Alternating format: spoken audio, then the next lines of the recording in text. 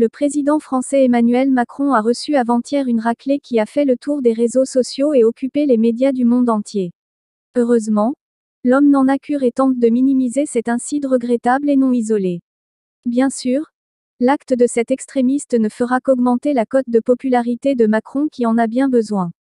Mais, au moment où on ne gifle même plus ses enfants, certains osent porter la main sur la plus haute autorité de l'État.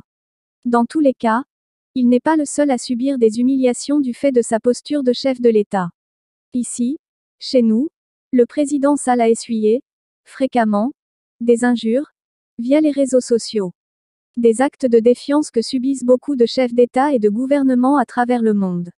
En Afrique du Sud, l'ancien président Jacob Zuma, lorsqu'il était en fonction, avait été attrait devant la justice et devait aussi à une quinzaine de chefs d'inculpation. Il faut dire qu'il avait prêté le flanc. Les chefs d'État Alpha Condé de la Guinée et Alassane Ouattara de la Côte d'Ivoire ont été cloués au pilori dans leur pays et dans tous les réseaux sociaux et les médias du monde entier pour avoir osé franchir la ligne rouge du troisième mandat.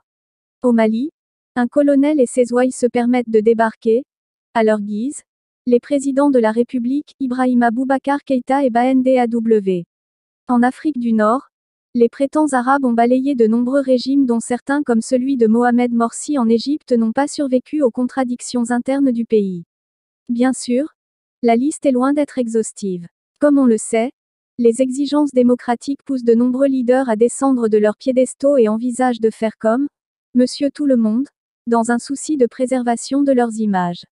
Les exigences électoralistes poussent beaucoup de leaders de haut niveau à désacraliser la fonction de chef de l'État en la démystifiant à loisir.